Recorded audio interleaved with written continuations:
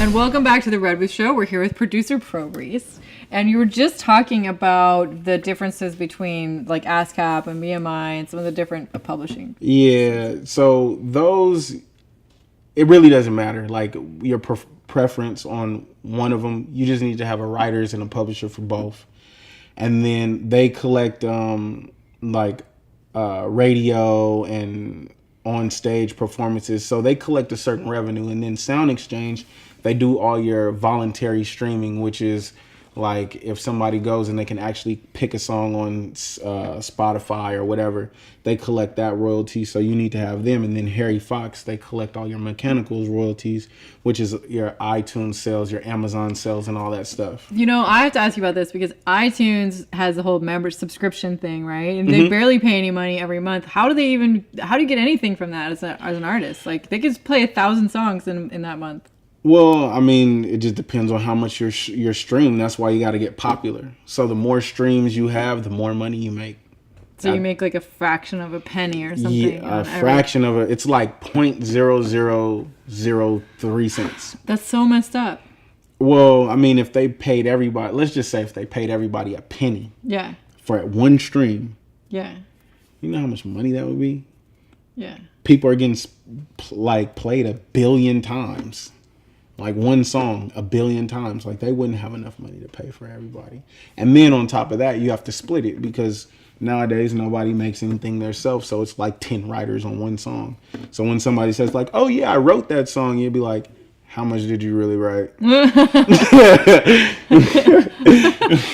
Oh my god. Yeah, so. But you wrote all your songs. Yeah, I'm an exception. You know what I mean? That's cool. That's only because, I worked for it though. But, I put my stuff out and now I can continue to put stuff out and, hopefully people go look it up and they like it and, they make it to where I can keep putting it out and they keep liking it and loving it. You know what I mean? Definitely. They should definitely check it out.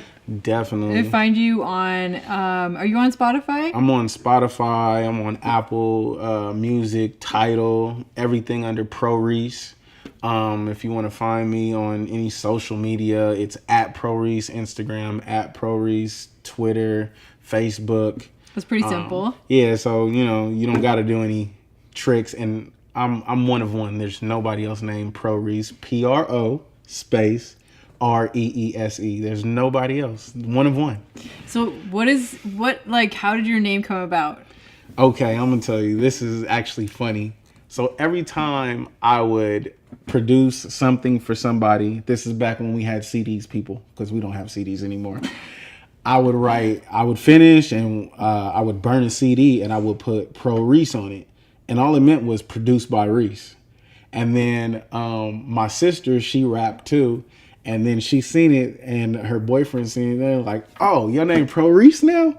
And I'm like, no, it just means produced by. And they're like, no, it's Pro Reese. And that's how I got my name. They just so were like, that's it. That's your name. Yeah, so that's how I got it. So professional nice. Reese, Pro Reese, Nice. So that's well, how I you got started it. so early. You started when you were 12, so. Yeah.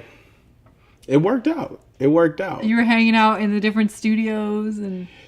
You know what? The studio was my house at first.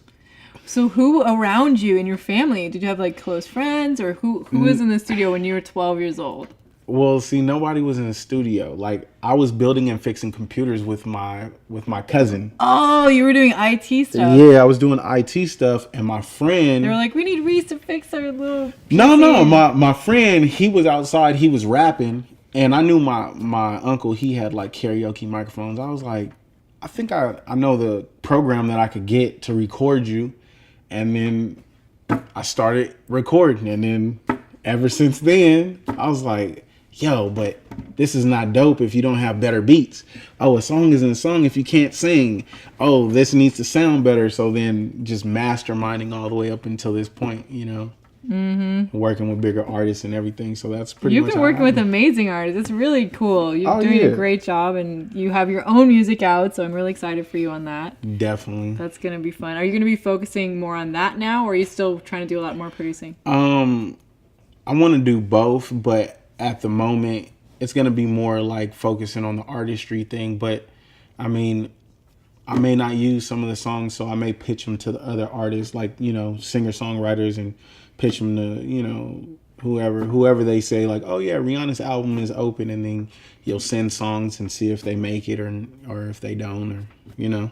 Wow. And when you do that, do you just send them like the musical part, like the instrumental or whatever you want to call it, or do you actually send like lyrics? Sometimes you'll send a full demo, sometimes you'll send just a beat, an instrumental, and then sometimes they do these things called like writing camps, where you'll go in with the artist and you'll produce and write and stuff in their presence. So it just depends on whatever the label has set up, or how much access you have, because really, depending on how much access you have to the situation, that's really how it could go. You know what I mean? Who are some of the people you've gotten into that writing camp type situation with?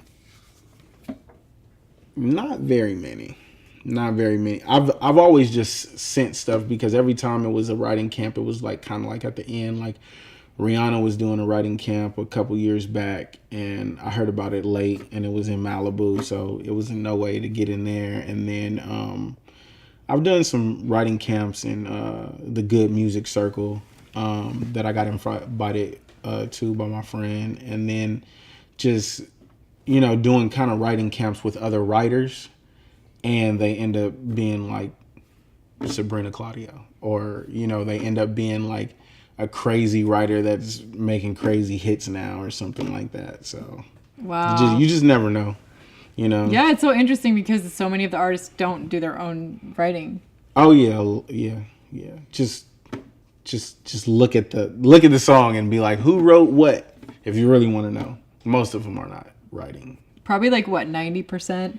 Yeah, yeah. But I mean, it doesn't mean that it's not a good song. No, you know of what course I mean? It's still good. I mean, Whitney Houston never wrote anything, and look how amazing she sounds. She's just had a beautiful voice. Yeah, but you know, I mean, some people are just that talented; they can deliver it. It's like you write it, I can convey it. You know what I mean? So it's a talent in everything. You know what I mean? True. And as long as somebody is being creative, like you shouldn't knock it. I totally agree. You shouldn't knock it. You know what I mean? You should enjoy it, because I'm pretty sure you're enjoying some stuff that you have no idea that they didn't write. Yeah, but you know, I think it's good when they give credit to the writers, you know, so that's important too. Yeah. I mean, like, it don't is. Don't say like I wrote this when you didn't.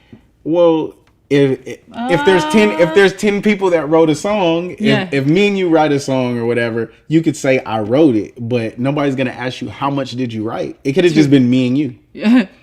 And I could have wrote 90% of it, and you could wrote 10, but they're not going to be like, well, how much did you write? Yeah. Because they're just going to be like, yo, that's a great song. Can you write me one? Yeah. And then you got to perform if there they, you go. You know what I mean? Well, man, we are actually out of time. Appreciate for having me. Yeah, it's been so good to have you on the show. It's like super interesting stuff you're doing, and like exciting, and you're working with amazing artists, and you're obviously really good at like all the different aspects of this too. So that's why you're called Professional Reese.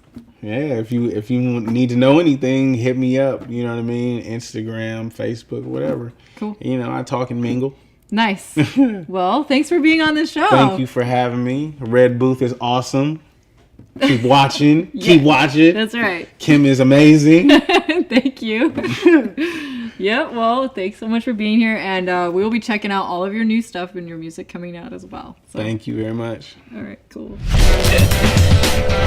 Well, thank you so much for joining us and watching my interview with producer Pro Reese.